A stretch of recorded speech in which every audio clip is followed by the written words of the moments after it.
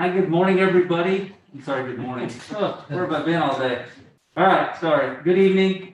Welcome to special meeting of Bethel Board of Education with our Facilities Committee as well.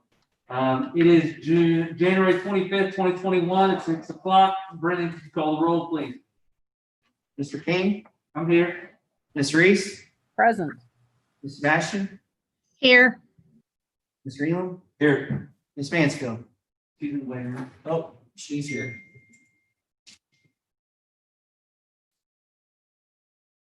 All right. So next I will turn it over to the chair of the Facilities Committee, Mr. Justin Perkins. Good evening. Welcome to our special Board of Education meeting this evening. The purpose of this meeting is to have a discussion with the Facilities Committee, and hopefully at the end, the Facilities Committee have a recommendation to the Board of Education in regards to the layout or orientation as far as the K-5 building and which direction it will face. With that being said, I will turn it over to Mrs. Laura Little from Garmin & Miller, who's shared a PowerPoint presentation that I forwarded on to the facilities and board members. And she can kind of walk through each of those four options and then talk a little bit about some pros and deltas of each. Does that work, Laura? Absolutely. So I also have Kathy Trejo and Kellen Mesher with me as well. So if you want to move on to slide number 3. So this is the option that you have seen at the last Facilities Committee meeting. We were talking about the orientation of the bus lot, whether that goes closer to the school building or if it's between both the school building and the football stadium. And that's if you want to go on to the next one. That was the one where it's closer to the students exiting the school building. On the next slide then, was asked if we could turn the building southeast. And so we were looking at that, how to possibly turn that. This one, it keeps the wings further away, the educational pods get out of that optimal range that we were looking at. Again, the optimal range, that building elevation range that's highlighted in the background, that's basically is looking at, we need to get the building so far up the site so that way we have enough cover on all the utilities and enough drainage to get down to the detention basin on the far east side of the property. And so that's the good range, the best range for where we could place this building and have enough cover on all those utilities. This gets parts of the building outside of that, which just means you're going to have more cut and fill to get the building where you need to be. It also pulls the bus lot potentially further west, further up the site, just possibly having more site that we would need to, more site cost because you're including more site area. Then finally, the last option there, the question was asked, well, can we turn the building facing northeast? So we just quickly turned the building just to show you what that looks like. Unfortunately, I think I like this one the least, only because people coming down State Route 201, they're kind of blocked by the whole residential area to the north of Agenbrod. And then people coming from the south, they really wouldn't see the entrance of the building, like where you enter, until they get within the parking lot area. I think I like being able to see from the road, kind of like, where exactly am I going to be going? Besides just blindly turning into this drive and then being told where to go. And now all of a sudden I found where I'm going. So that's kind of a general, the 4 options you asked to look at.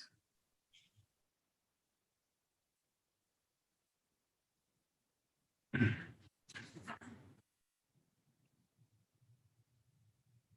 at this time, does any of the facilities members have any comments about either one of the four options? So the building option to the southeast is probably the most expensive one. Since it takes, Slide 5? what's that? Is that slide 5, Katie? Yes, slide 5. So slide 5 is probably the most expensive one then, since it's mostly out of the cut zone.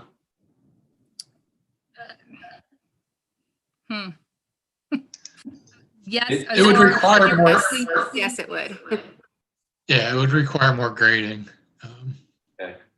So in those terms, yeah, and it'd be a little more asphalt on the drive to get it up to the bus lot.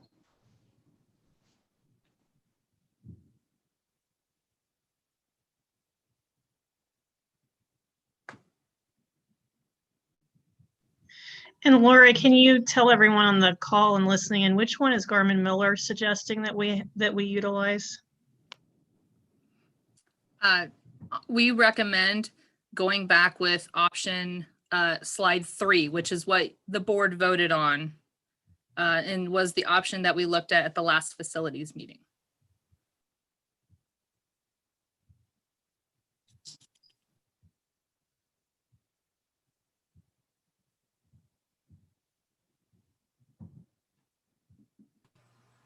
This is Julie. Can I ask a clarification question? I was at, can you hear me okay?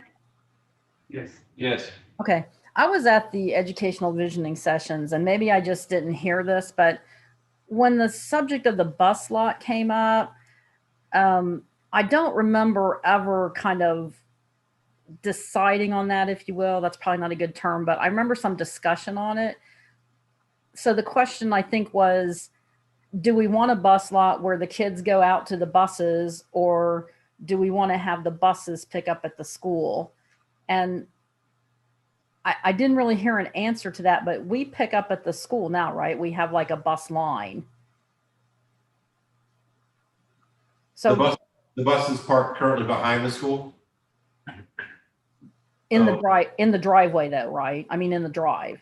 That service drive that takes you, I call it a service drive, I guess. Right. Gotcha. They park from the bus garage all the way up until the back entranceway to the high school. So that would be my question is, did we decide we're going to have a bus lot? Is that something that's necessary or wanted, or the kids are going to have to walk farther, right? If they go to the buses rather than the bus coming to them. Well, I just think want- the issue, Julie, is as we grow, it's not very practical to have a longer line. I think we're pretty much at the capacity of the back of the building right now. So I think as we grow, that's just not a feasible solution. That's why they went with the bus lot. And Laura, you can correct me if I'm wrong. I can jump in, Laura. If you were to put the buses end to end and try to pull up curbside, your distance would be, Kellen, you can back me up, but I'm guessing 3 times the length of the building, just at a guess. There's just not space to do that type of pickup. I'd guess that too, because I mean, if you take where they line up behind the existing building, that's, quite a ways. So we could look at it if it's something that, I mean, you really wanted to examine, but yeah, it's gonna be quite a bit of area as far as like linear feet goes.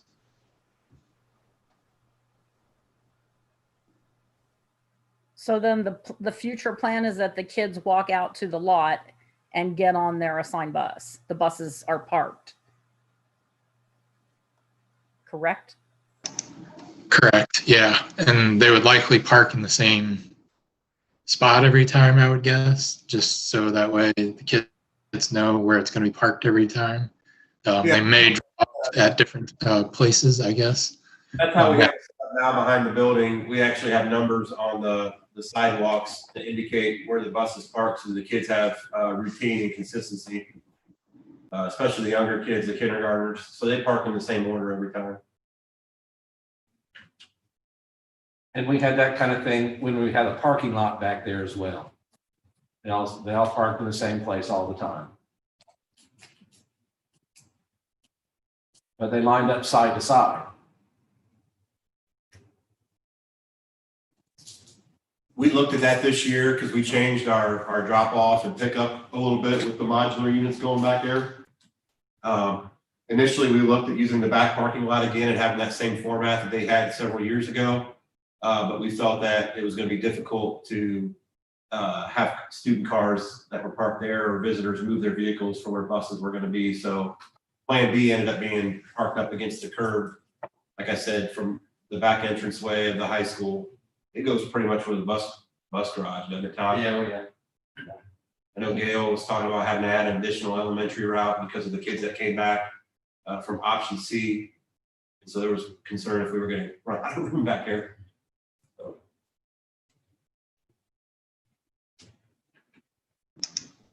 One of the other advantages is it provides more event parking for the stadium, whereas if you had a loop, it would just be up for a drive, for a drop-off drive, and access to the services area and dumpster area and back.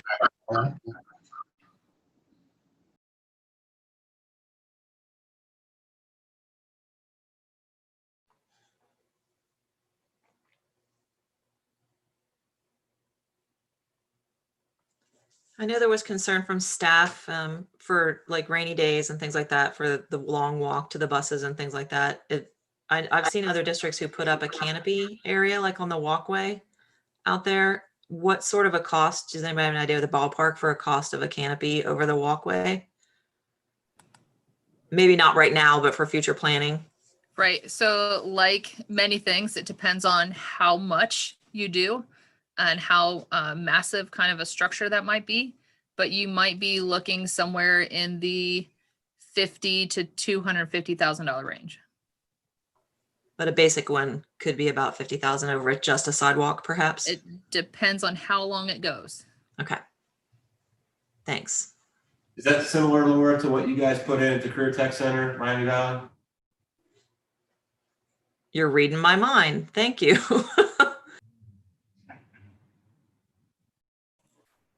I don't think there's a canopy at Miami Valley. There used to be one that led out to before we started construction. There was a bus stop area that had like a metal canopy cover from RTA, the bus people, but the future proposal does not include any covered walkway. Okay, I thought the last time I was there for a visit, they had like a little canopy over the walkway from building to building. Yeah, between buildings. They do. It's being torn down. Oh, right. Oh. They won't have separate buildings when we're finished. Oh, okay, never mind. Yeah. We have actually never provided a covered walkway. A lot of time, it depends on the orientation of the bus lot as well. But I think it might help when we get into the details of the site for you to see, renderings that show the buses and explain how people walk in. And maybe it's just, not in the comfort zone right now, but it's pretty efficient, I think, to get kids in and out. And it probably isn't as far as you think. I mean, it's not by the door, but it's just a different procedure. So maybe even we can find a school near you that you can see how they do it. Yeah, no, I mean, my son went to Fairborn through second grade, and their elementary school, as you know, is massively huge, and their bus system was never a problem getting all the students on and off, even in bad weather, uncovered. It's not as much of a problem as people think. I was just, out of a courtesy, if it was, going to be something that was a big adaptation, it was something I would willing to consider seeing what the cost was. That's all. So.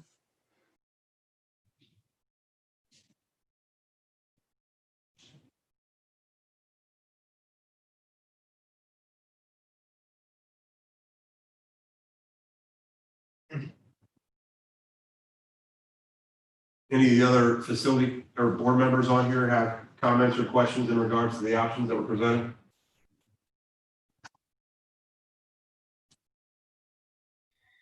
Caleb and Rick, and is Chris in the session? Do you guys have any thoughts?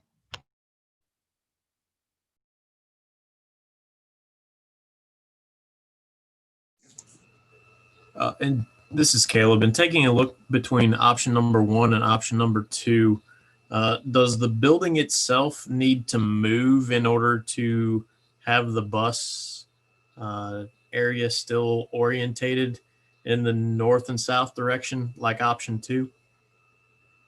Does the school need to move east in order for that to happen, or can it just be rotated and stay in the same footprint in that optimum area?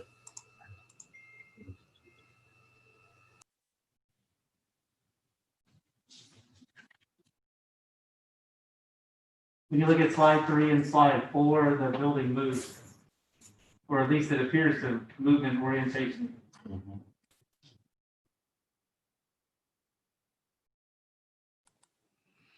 That will be something that we just need to investigate further as we move on. The building can be wherever. So we would move it west. So it doesn't necessarily have to get out of that sweet spot as far as the site prep goes. Correct.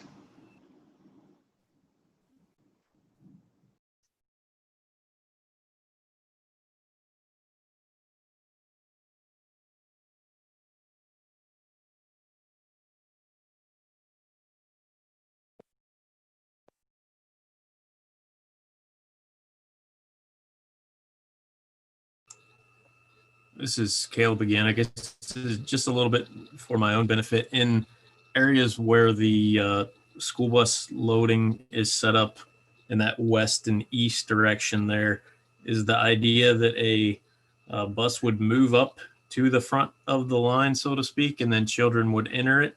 Or will children be walking the length of that west-east sidewalk looking area? They would walk out to the parked bus. Yeah. Yeah. Can you zoom in on that at all? Maybe just that lot to show the parking spaces? It's a picture. I can't. Oh, no? Okay. Maybe, yeah, as all the buses are parked at a 45-degree angle or 30-degree angle, and all the children walk out, one 8-foot wide sidewalk is in front of all the buses. They all walk out on the same sidewalk and then enter their buses. And once loading is finished, the buses leave at the same time when there's no more children on the walks.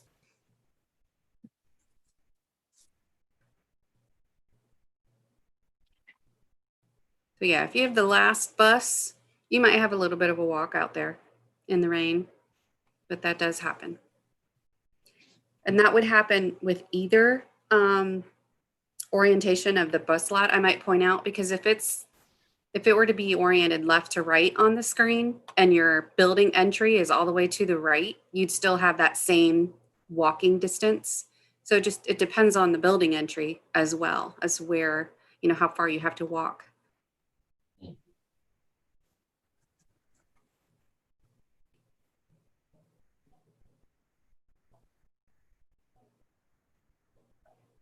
Does that answer your question? Does it help a little bit to see it closer? Yes, thank you.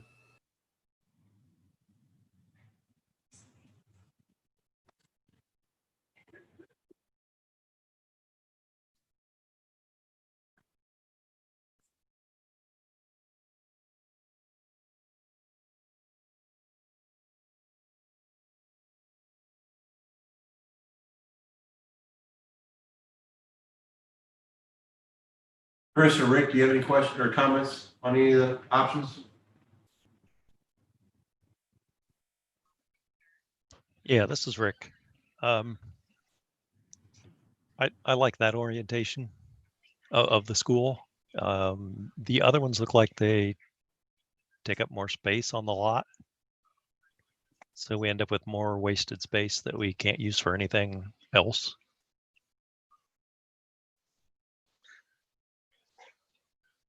And then the parking, the bus parking, I guess, I'm not sure I have a preference on it. With it being closer to the stadium, I see that being a benefit.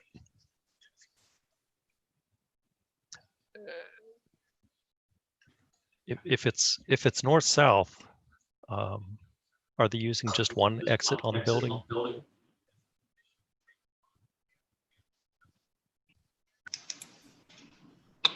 We would likely line the sidewalk up so it would enter into a door somewhere. So yeah, we would adjust the location so it makes sense with the entry to the building. Most schools do have just one entry so that they can keep an eye on the students going in and out, or the teachers have one station to watch. And then they have, one hallway to where they want them to be gathered, whether it's the cafeteria or the gym or whatever it is. Usually there's just one controlled entry point, but that is definitely up to the district. Kathy, Kellen, or Laura, this is Justin. Forgive me if you've already answered this question before, but in this proposed lot, depending upon whether it goes north, south, or east, west, how many parking spots are we looking at for vehicles? There's about 120 parking spots.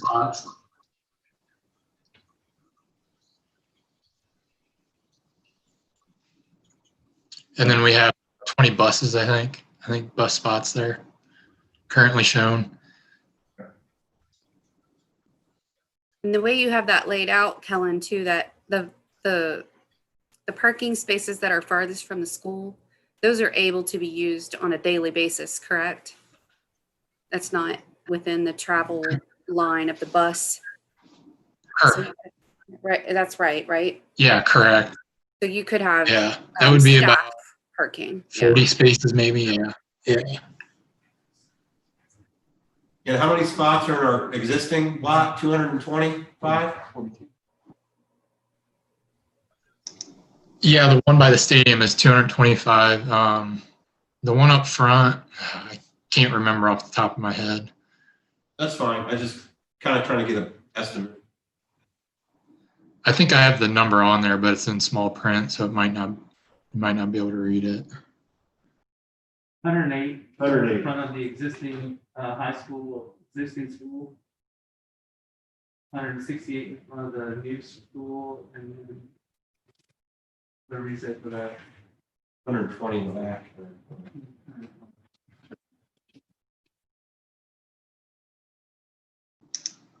242 in the back. I was thinking it was 224, 242 in that lot by the high school. It's like.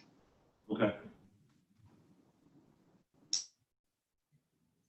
Can you bring the third plan back up again, or the first plan, slide 3, and zoom out for me?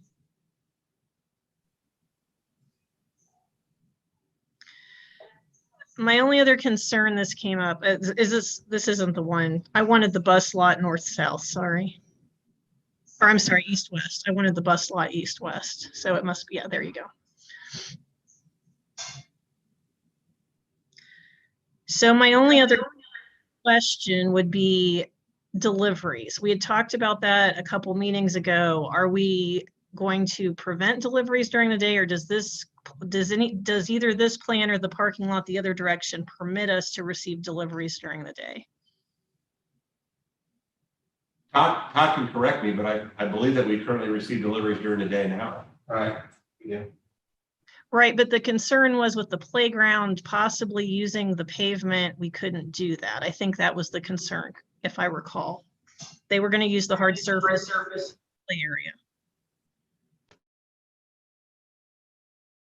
Laura, Kathy, or Kellen, will that be a potential issue with the new building? We would have to figure out how to get it all. And kind of look into that in more detail. But in this layout right here, it does allow pretty quick access from the east drive into that lot, if that makes sense. The one closer to the building, because the services would line up kind of with the drive aisle of that bus lot, if that makes sense. So they would be able to back in pretty easily and all that if needed. So Kellen, this layout would be a little bit better probably for the deliveries than with the full pavement along the back of the building. Is that correct? Um, they're probably about the same. Yeah, these bus lots are big enough that I would imagine either one is going to make service easy, an easy access situation.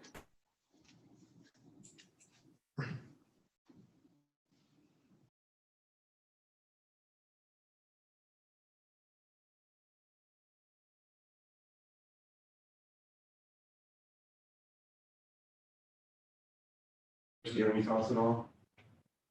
I guess my preference, it seems the building orientation, the way it is in this slide, just from a cost standpoint, and then I actually, I guess the biggest advantage I see with the bus lot that way would be the proximity to the stadium, being able to use it for parking for that. So I guess I don't really have much of a preference other than those two.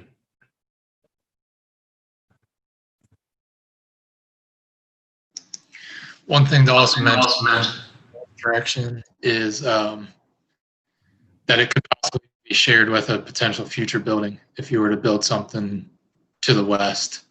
So it could be a cost saver down the line, serve a dual use between the two schools.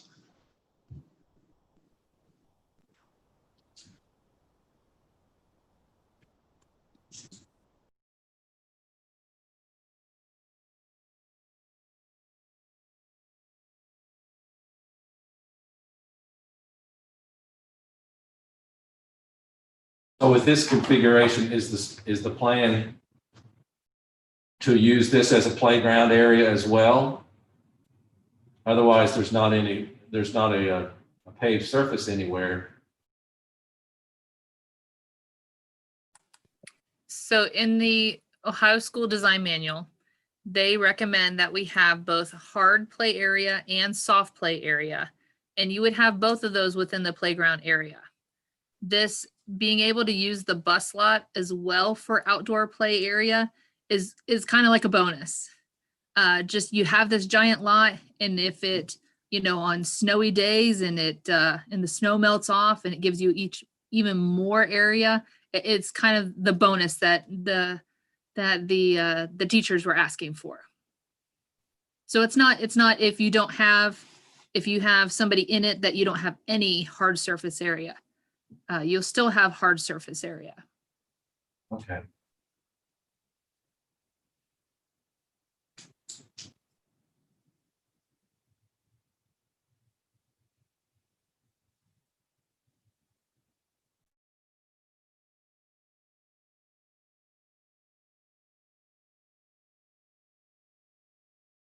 Can you have any comments or suggestions? So my question is, if we do choose this option that's up there right now, how do we meet the compliance requirements for the fire code with the access for fire vehicles within 150 feet? Because we're not accessing anything on Agabroad, technically, wouldn't we need to have that actual drive to go almost all the way around the school? It depends. We'll have to meet with the fire chief to see what they say, but some do, some don't, and a lot of times we provide like they're like this Geo Grid that is a lawn area, but it's packed with like stone, so it looks like grass and it functions like grass, but it's kind of made for something. You may also be able to drive across the playground asphalt. So that would get you across the back of the building. So just once we have our final meeting with the fire department, we'll determine how far they want to go and then find creative ways to get there without necessarily adding an entire drive.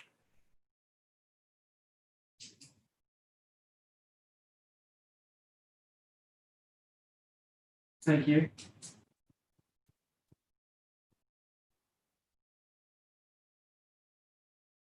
I think, I get wrapped around the axle, I think, on a lot of things. And then I think I shared some of those kind of thoughts as I tried to draw a picture.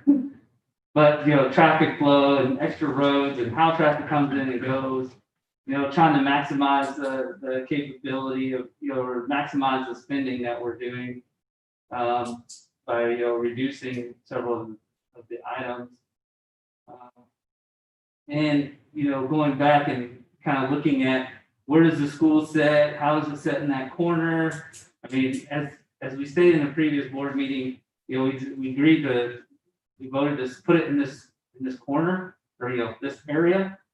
It almost makes me wonder, why we didn't shift it to the left and put the stadium right behind it. I don't know, but running the bus parking along the west side of the stadium, but it takes it farther away from the school.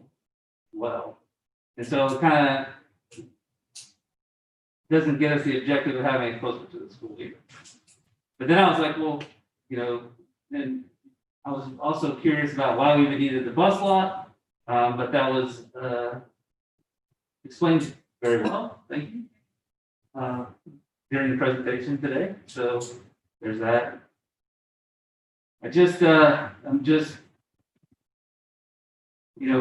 kind of back and forth on what exactly I think is the right choice. To me, this is the better of the options, this one.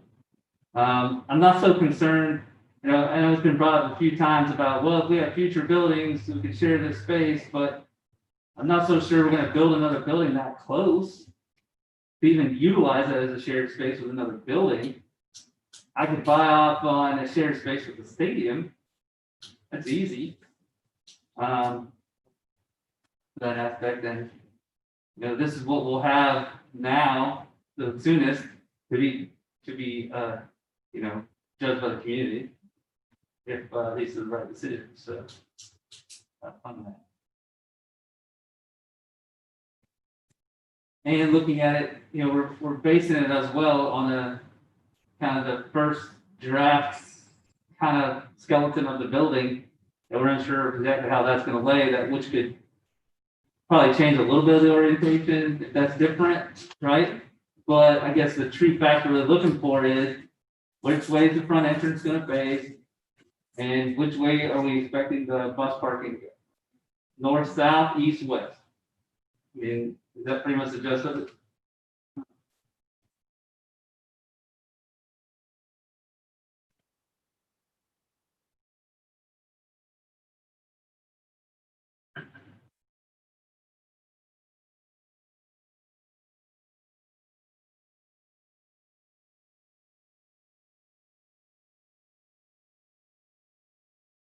The large rectangle to the west of the building.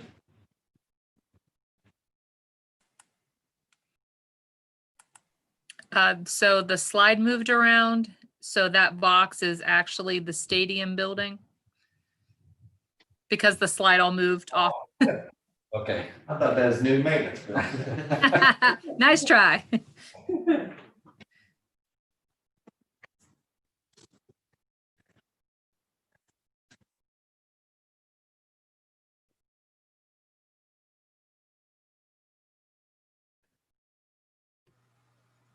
So Julie, since you're talking about the drawing, what is the red asterisk next to the stadium? That's the proposed entrance to the stadium. So Okay. the stadium committee met and we tried to look at where the majority of our parking would be located. And we felt that with the most spots being at the existing site, that a majority of people would probably park there first. And we oriented the building at the stadium on the south side with ticket booth, concessions, restrooms, locker rooms, all in one building, hoping that that would be kind of like a nice walk up through the woods to the stadium. Okay, I just wondered, usually if it's an asterisk like that, it means something special, right? And there's a footnote rather than just But I get you, it's just to indicate where the main entrance will be. Yes. Thank you.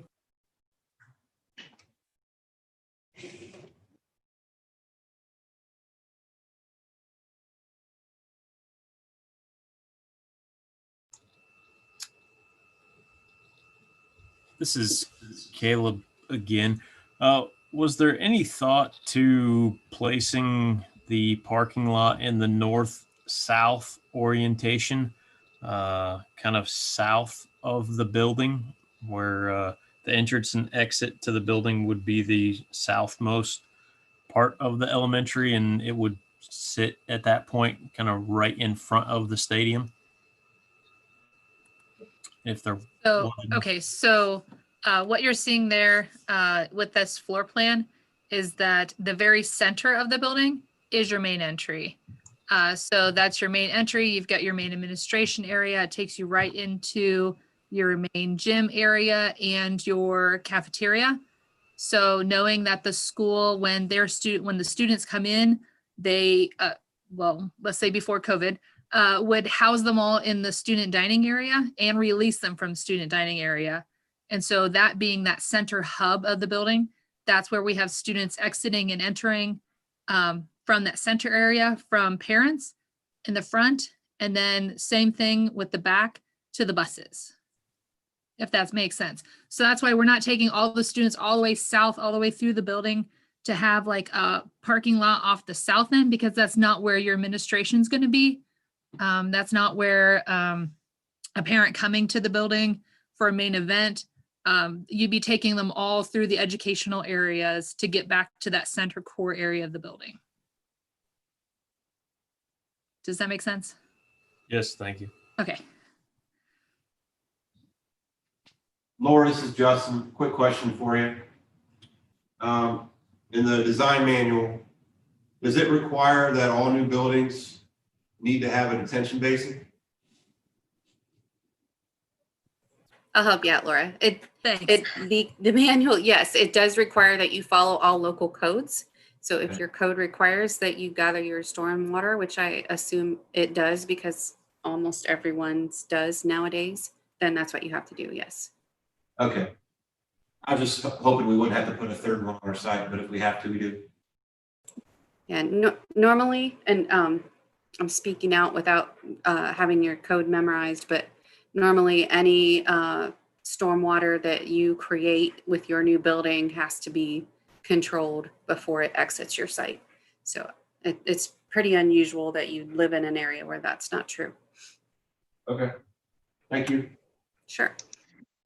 And it's from what I've told, it's probably going to be a little bigger than your existing one currently, just because when you built the other school a couple years ago, that was a previously developed site, and this is kind of an undeveloped site, so we're going to be adding more impervious surface to it. So we'll work with the county and see where it falls, but it will probably be a little bigger than your existing one you have now. Todd, do you have any comments or questions? Yeah, I kind of told Jacob I like this same option. The only question I had, I don't know if it's a big deal or not, that first lot, that front lot, does it make sense to put a drive actually before that one where the parents could, where you would pull in, you would dump off in the front part of the lot and you could circle around and come back out? Where you have the other, I guess, another connector to that front lot where you can just make the parents circle around instead of just one entrance in and out of that front lot. Would it make sense to put another little connector there? At the beginning of where you first come into the beginning of that lot, just a little bit, you'd either pull in and pull to a spot, or you just make a big circle and come out with a diamond. This seems like could be a little congestion there, you know, with that one connector on that front lot. But other than that, Do you have, Kellen, do you have your stacking counts on this sheet? The detriment I could see to that is the red line, or the orange line that's bringing those parents in is your stacking space. So if you bring them into that lot sooner, you have less stacking space to get them off of 201. You may need to get them off of 201 as far as you possibly can. I mean, you might, what I could see easily happening here is that you may have a connector there, but it may be gated off in the morning because that might not allow you enough stacking space to get your traffic off the highway. And I'm just kind of basing that off of our similar set. That's kind of the setup we've got now where, you know, Mhm. coming in one Yeah. end to the north and then going back out to the south. So Yeah, it might not hurt to have it, but you might definitely need to see how many cars, the county might not allow it. They might require a certain distance that gets those cars off the highway. We'll have to look at that. okay, thanks. Fine. In afternoon time, you absolutely need that kind of space for pickup. I mean, it's always in the gravel lot, so you definitely need that kind of space for pickup. Yeah, but I do take Todd's point. There are many times when I'm coming at the end of the day for a meeting or for something else, and I can't get to the parking lot just to park. I'm not waiting for pickup. So I do take his point that there needs to be another area for people who just have a meeting to do something. So, I mean, that would be convenient, but I understand if code doesn't allow it. So I get that too. So there's always a car that's like me driving around pickup to try and get to the parking lot. And so that's also dangerous. So I get it. I understand. Yeah, we'll look at the parking lot a little more in depth as we go along through SD and DD. But this just gave you an idea of kind of how much space the parking lot would take up and that kind of stuff. And we can look at the direction of the parking spaces, you know, or do they face east-west versus north-south like we have it here, and all those type of things. So we'll get into that in more detail, and we'll look into the code as well to see distance drive can be, and sometimes there's requirements that you have to maintain a certain distance between kind of drive intersections as well. So that's another thing we got to look at. Hey, and it's Todd again. Another quick question. So if somebody was coming for just a delivery, I'm assuming they would come in by the detention pond and come to the back of the building. That way that you're utilizing off of the existing, that's just for the buses off the existing parking lot, or like deliveries or somebody coming to use the front parking lot would come in next to the detention pond, right? Correct? We come off of 201. There's a good chance, yeah. If they're coming from the existing school, they might utilize that bus drive. That goes from the existing school over to the bus lot. So I guess it just depends where they're coming from. Okay. We quite often will combine the service entry with the bus entry because that pavement is going to be heavy duty pavement, where your parent entry drive could then just be standard duty pavement, and it would save you a lot of money. So you could direct all the service entry to be shared with the bus. Thanks.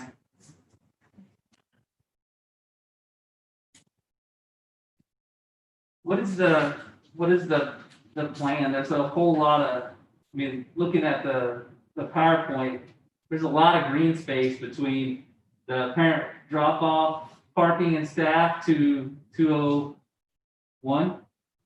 What are the thoughts for all that? I mean, looking at this model where the building's shifted back a little farther, there's a lot more green space out front. Wondering what you were thinking there. Could that proposed detention pond be there instead of to the left? Or was there? Grade wise, the proposed area where we're showing is where grade is going to dictate that detention basin needs to be. It's the lowest In that blue spot. dot where your storm outlet is, the tile that runs underneath 201. So that's where all the water needs to go. So it would be the closest spot to that as well. And honestly, that space then between the parking lot and 201, depending on setbacks that are allowed off there, if you expand your building in the future, you've got parking expansion space. That's, otherwise it's pretty much just green space at this point. Do you know how many acres that is out in front there and along the side of the parking lot along Agabron? I do not, but I can get that number if you want. In true township manner, could we offer that up for farming still? I would advise, I'm sorry, what was the question?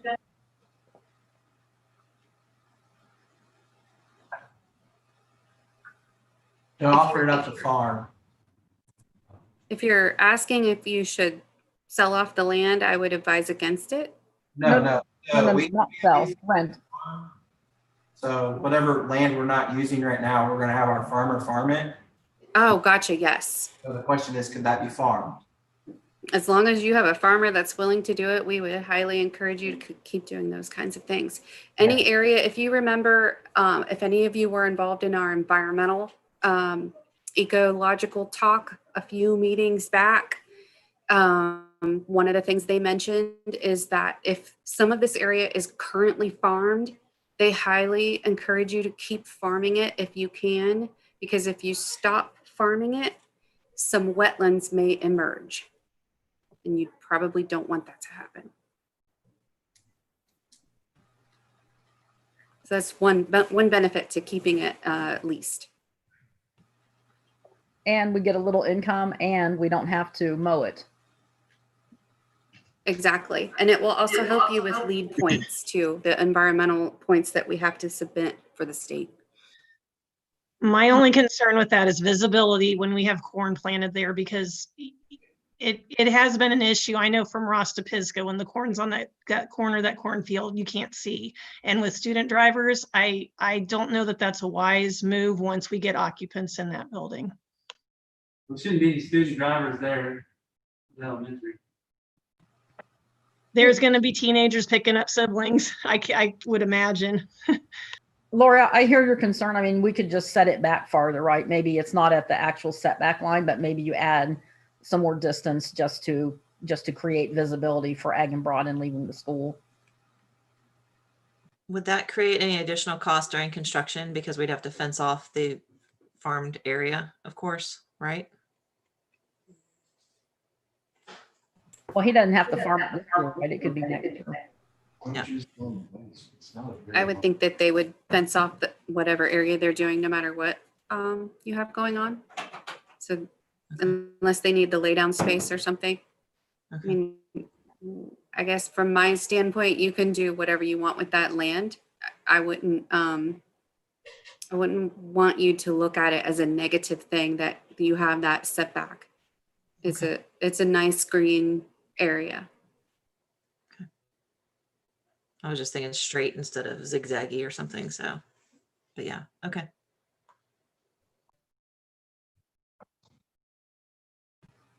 Lori, another idea for your concern is it may be able to be rented as a hayfield, which would not then have a visibility problem when it's the corn rotation.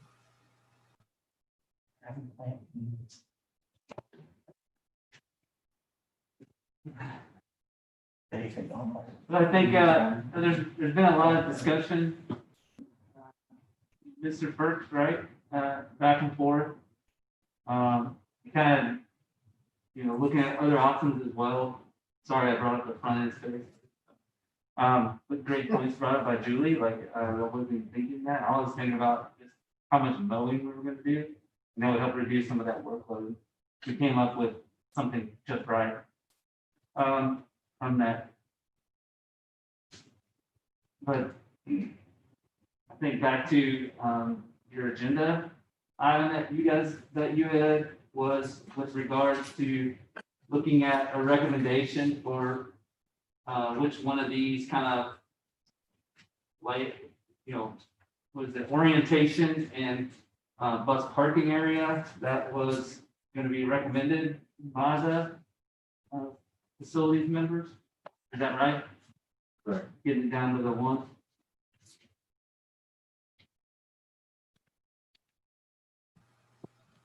Does anyone have a recommendation from the facilities committee in regards to the 4 options that were presented?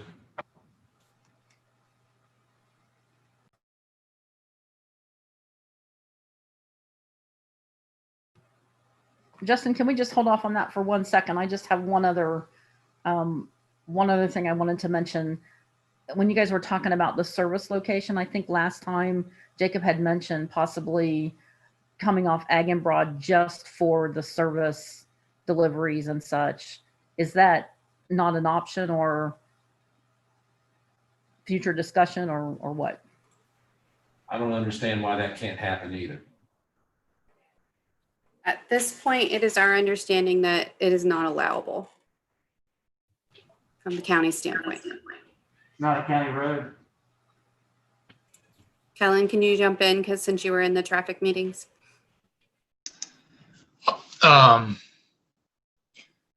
Per conversation with choice 1,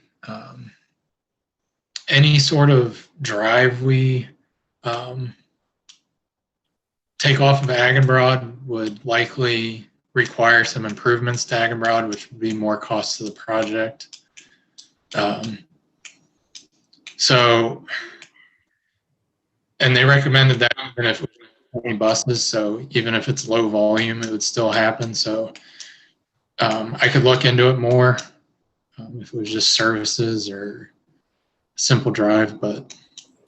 Is that the one where we had a couple $100,000 price tag to it? Yeah. Okay. Just wanted to clarify. Well, I think it is a good point about it is not a county road, it's a township road. And also that would solve a lot of issues that you were talking about with the, during the day, the kids using the hard surface for a playground and having deliveries possibly come. If they were on the other end, you know, that would separate all that out. I apologize for saying county instead of township. No matter who it is, there's still a $200,000 price tag attached to improvements to Ag and Broad. Well, and that's just based on a projected by one of our companies. The township isn't requiring that. And that would probably be associated with if we're using buses or as a primary traffic means versus just an auxiliary road. Is that not correct, Kathy?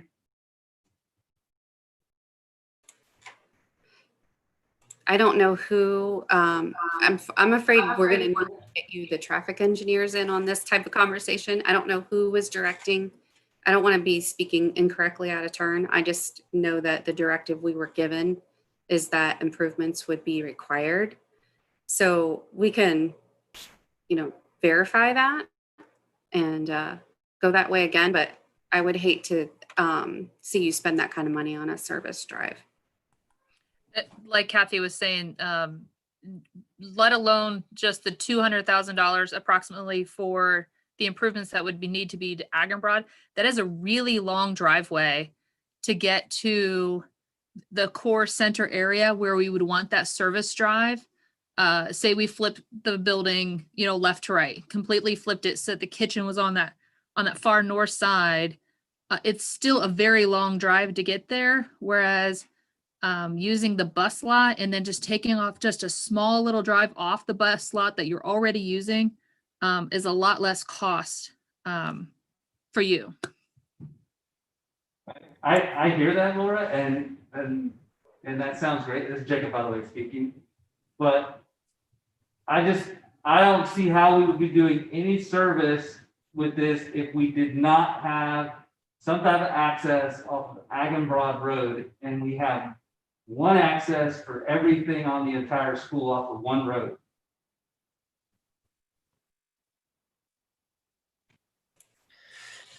How about if we get the traffic engineers involved moving forward? But for now, I think the goal for tonight was the building orientation, but we can definitely then from here say, okay, we know the building is where we're going to place it. We need to get the traffic engineers to help us out in putting some price tags to and finding out what is available as far as where we can put drives. And, you know, absolutely, does it really cost that much, or were you just guessing? And just verify all those things moving forward. Unless you want to tell me that that's going to influence your decision on the building orientation. And at that point, they haven't conducted or haven't finished the traffic study yet, so they're still in the process. Those numbers are ballpark numbers that I talked to the traffic engineer about a couple months ago when I was getting into design. So I was kind of educated on what it might cost to bring a drive off of Broad and what it might entail. So it's just general guidelines that they were giving me that this is approximately what we think it would cost and what would happen, but we won't know that until they finish the complete traffic study. So I just wanted to emphasize that this is just preliminary stuff that they were giving me. So I had an educated idea of what we could and couldn't do for the site. Well, and Jacob, Julie, and Danny, I think everybody's in agreement. Long term, we're going to need to do something off Broad, but it may be better to put this decision off 3 to 5 years. If we're going to potentially put another building somewhere on campus, it may be like, oh, this is where the road needs to go off Broad. Whereas if we put it in now, we may not even be putting it in the proper place. That's true, but also we look at the roadway that's kind of presented on the map that wrapped around the building all the way down to 201, that if we didn't need that and that cost, we have a straight drive right to that parking area, and then the back overflow access goes to Broad. It's almost the same amount of, roadway, and we have the multiple accesses, but that's something we can depict later. Sorry to take us down that way. I just know that I think one of our key elements would be is access to Broad. It does not change my decision on where the building sits at this point. But I think that has to be a key element going forward. Whichever this project or the next one. That makes sense.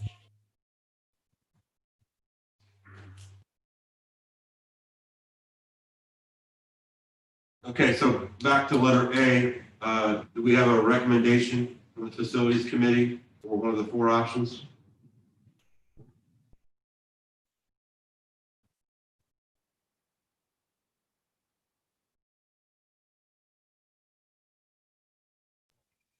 This is Lori. I recommend that we proceed with option NS1.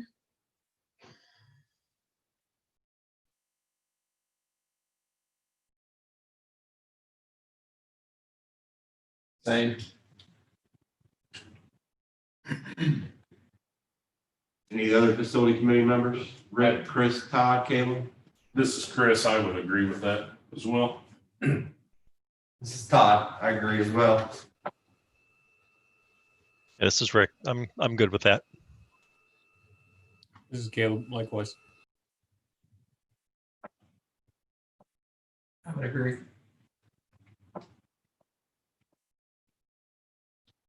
This is Justin. I would agree.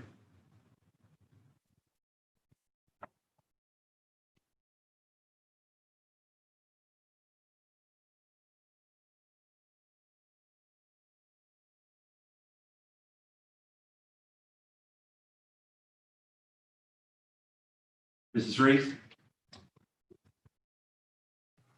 I abstain.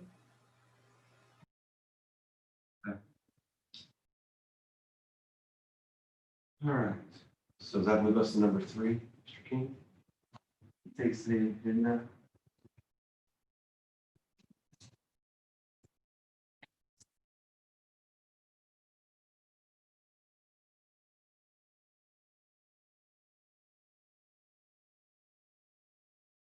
All right, then take us to number 3.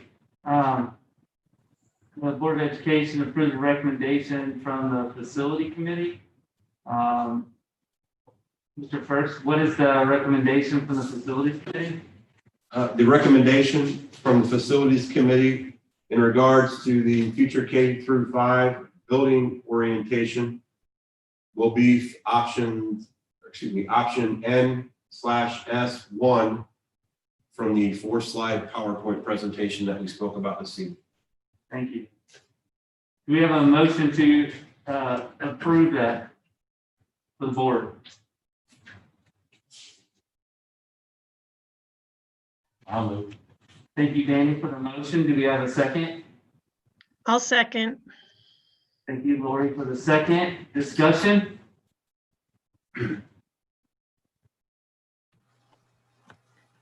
So this is Julie. Just for the record, here's my discussion.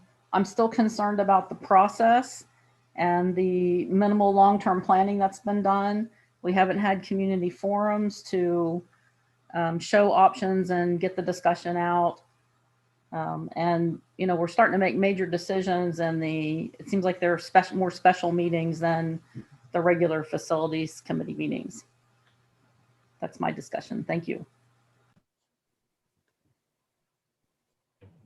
I would just like to say that I really like that the building is placed on as much of the good elevation as possible to prevent having to build up the foundation and spend a lot of money doing so. I really like that the playground allows for proximity to the outdoor academic space. And I really like that the parking area will allow the stadium to take advantage of the parking area as well. And I think that for the options that we've seen, this one is going to give us the most flexibility for the most use by the most parties.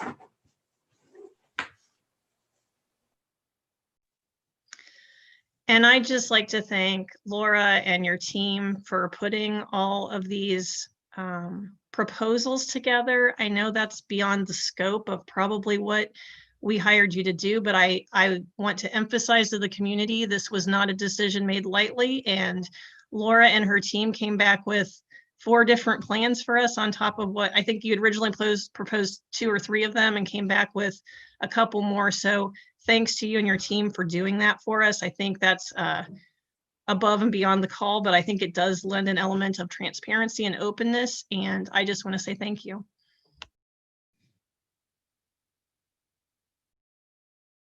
I also would like to thank Garland Miller for their accessibility tonight and all the great points that they made for all the questions that they received from us.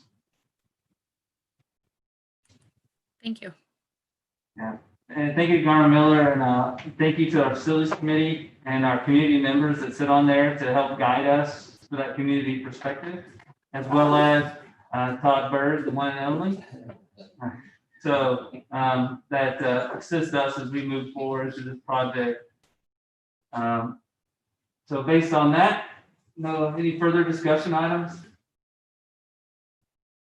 Frank, call the vote, please. Mr. Elam, Yes. Ms. Sebastian, Yes. Ms. Reese, No.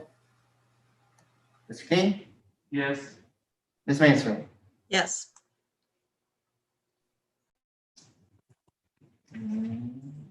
Adjourned. All right. Motion did pass. So that's the direction that we'll head at this point with the next building project. Since this is a special meeting, no other business can be handled. So is there a motion to adjourn? This is Lida. I'll move. Thank you, Lida, for the motion. We have a second. I'll second, Julie. Thank you, Julie. Any discussion? Franny, could you call the vote, please? Ms. Mansfield, Yes. Ms. Reese, Yes. Mr. King, Yes. Mr. Elam, Yes. Ms. Sebastian. Yes. Thank you. Meeting adjourned at 7:04 p.m. Thank you to all you that are